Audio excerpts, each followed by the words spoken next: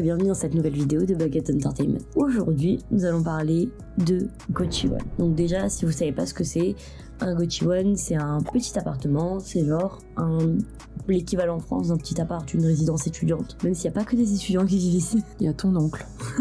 Donc le prix en général varie entre 250 et on a trouvé des 500 je pense. 500, même tu peux aller jusqu'à 550 je pense. C'est une mini chambre avec frigo, douche, salle de bain, pas tout le temps, ça dépend le prix que tu mets. Rangement et un lit. Un lit, c'est quand même pratique un lit. Les Gochiwon de base, c'est vraiment pour les Coréens. Non, c'est pas pour les étrangers. Mais tu peux trouver des Gochiwon qui sont English friendly. On vous en mettra dans la description. Mais pourquoi c'est plus ouvert aux Coréens qu'aux étrangers? C'est parce qu'il faut préciser, c'est que c'est des très petites chambres qui vont de 5 à 10 mètres carrés. Et il faut savoir qu'en France, c'est illégal. C'est-à-dire qu'une chambre de 5 mètres carrés, tu ne peux pas placer le mot chambre. 5 mètres carrés, ce n'est pas une chambre en France. Oui, il y a un site sur internet qui s'appelle gochipage.com où il y a 1 milliard de Gochiwon, 1 milliard de choix, 1 milliard d'emplacements. Nous avons fait une liste avec tout ce que nous avons trouvé là-dessus. Nous avons sélectionné les meilleurs. Nous avons visité les Gochiwon parce que c'est très très important de visiter là où vous allez habiter, pas louer en mode lol. En gros, en Corée, c'est pas du tout comme en France, en mode vous louez un appartement et ça vous coûte telle somme et vous avez en plus une petite caution qui est généralement le prix du loyer à mettre pour si vous cassez un truc, machin et tout. Sauf qu'ici, c'est pas comme ça. Ici, les prix de l'immobilier sont très bas. Mais par contre, le prix de la caution est très haut. Et en gros, là-bas, ils appellent ça deposit, donc ça veut dire caution en anglais. Les deposits sont parfois 5, 6, 7, 10 fois le prix du loyer. Tu payes 500 € par mois. Mais quoi? Mais c'est trop bien. Mais combien je dois mettre de déposit, Camille? 15 000. 15 000 € de déposit. Ensuite, il y a l'option facile, c'est le Airbnb. Par contre, allez trouver un Airbnb qui est pas cher et qui vous garde pendant longtemps parce que souvent ils sont en mode pas plus de 3 mois ou pas plus de 2 mois, tu vois. Du coup, on s'est vite tourné vers le Gochiwon. Pourquoi? Parce que comme l'a dit Camille, le prix. Un Gochiwon, c'est vraiment entre 250 et 500 € en général, sans déposit. C'est-à-dire que tu arrives, tu poses tes bagages, bonjour. Tu payes ton loyer, c'est fini. Du coup, il y a différents types de chambres. Quand vous choisissez un Gochiwon, généralement, il y a plusieurs gammes de prix. Pourquoi choisir un Gochiwon? On va commencer par les points positifs et ensuite on ira sur les points négatifs. Bon, déjà le prix. Franchement, trouver un prix aussi avantageux ici, c'est littéralement impossible. Et surtout comme on est 3, donc là vraiment, on n'est pas au même étage. Genre Chloé et moi, on est au même étage et Camille, elle a un étage au-dessus.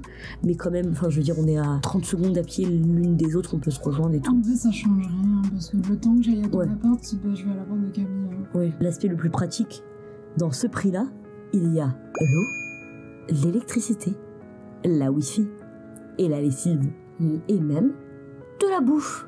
Moi, quand j'avais vu ça, j'y croyais même pas. La lessive, vous avez des machines en haut où vous pouvez faire votre lessive et c'est gratuit.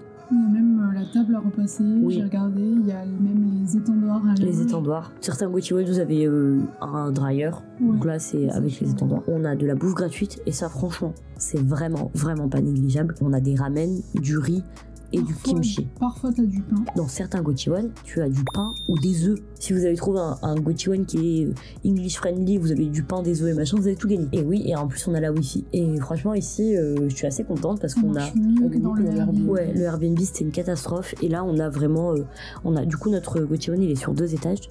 Il est au 6e, au 7e, au 5e et au 6e étage d'un bâtiment. Et du coup on a genre au moins 5, 6, 7 wifi je pense, différentes.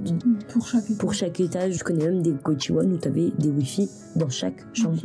Et du coup t'avais ton propre code, ton propre truc. Et ça c'est vraiment cool. Après pour la wifi, il faut savoir qu'en Corée du Sud il y a la wifi quasiment partout, dans tous les cafés, dans la rue et tout.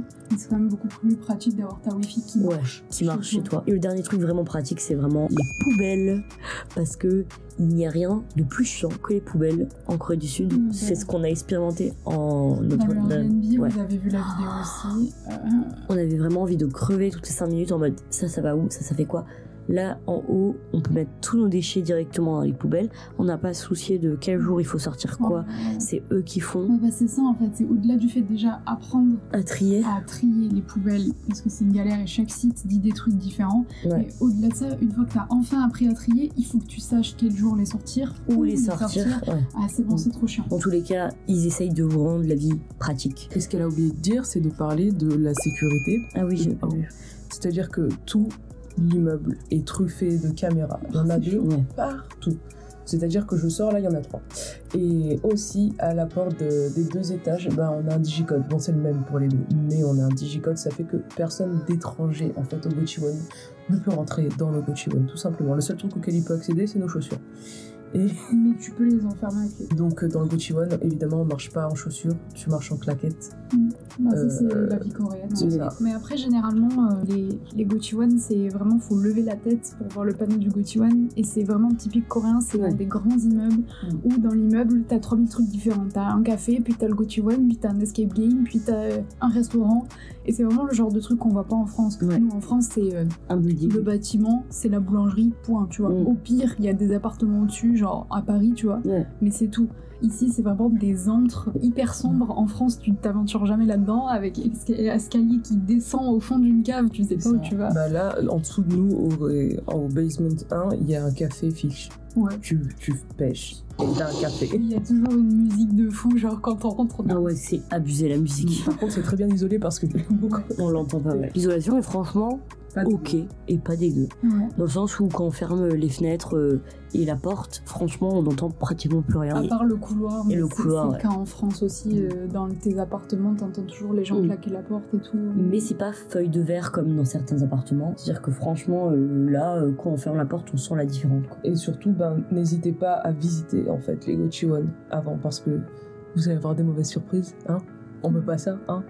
Donc, c'est hyper courant. nous, on en a visité 5, 4. 4. Il y en a 2, c'était des fails. Au-delà des photos qui peuvent ne pas être les mêmes, il y a aussi l'aspect humain avec la personne qui t'accueille. C'est important parce que c'est la personne avec qui tu vas parler, dire tes problèmes si t'as des problèmes dans ta chambre.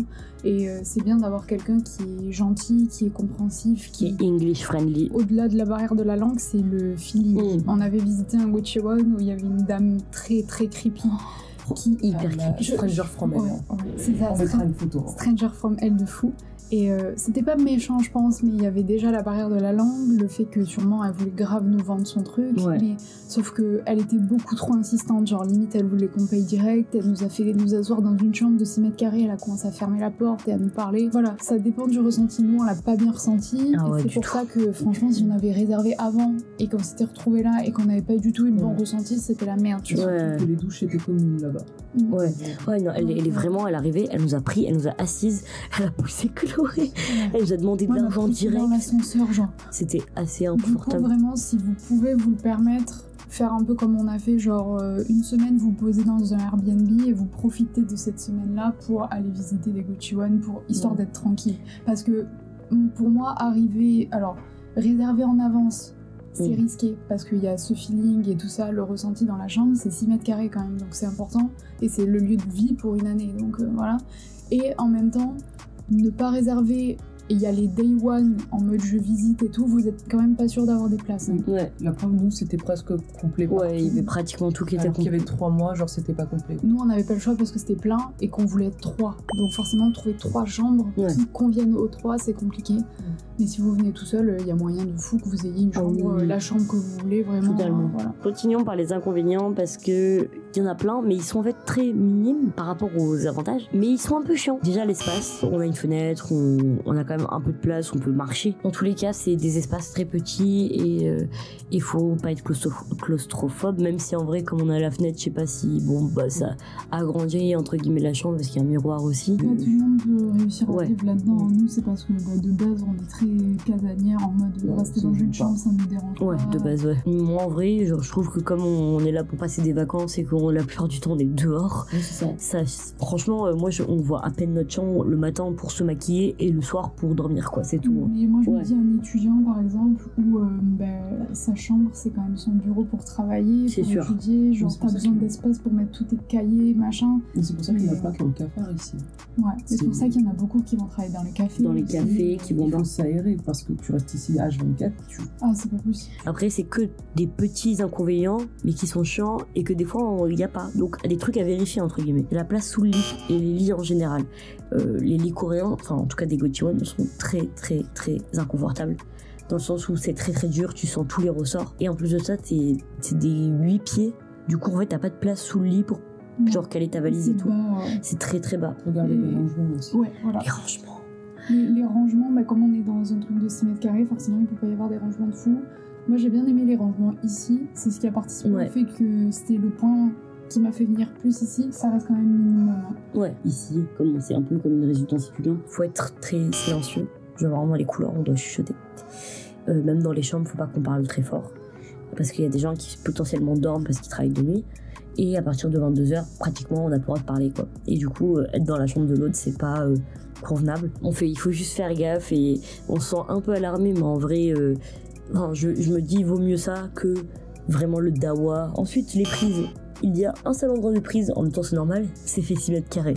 Mais c'est pas des prises européennes. Tes prises ne tiennent pas dessus, genre non. Oui, il faut que je me cale pour que mon téléphone charge. Prenez une multiprise. Chloé était ça, prenez une multiprise, pas comme moi. Toujours.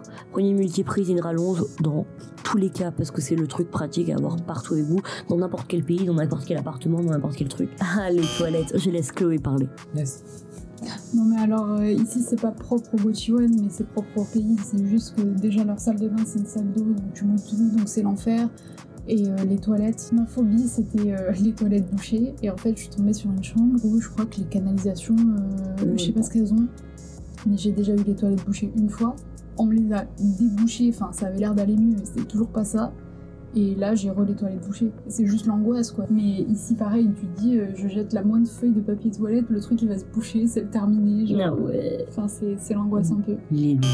C'est vraiment l'angoisse que j'ai le plus, c'est que les fenêtres ne sont absolument pas... Ça laisse passer la lumière de ouf, parce qu'en fait, il n'y a pas de volet. C'est pas propre au Gochiwon. Ce n'est pas propre au Gochiwon, c'est propre à partout. Et en gros, leur seul truc qu'on va vous montrer, c'est un genre de petit volet un peu nul qui cache absolument pas la lumière. En plus de ça, on a le truc qui est propre au Gochiwon, c'est qu'on a la sortie de secours au-dessus de notre porte qui brille en vert. En fait, il fait jamais nuit. Il fait jamais nuit. Ah, la clim.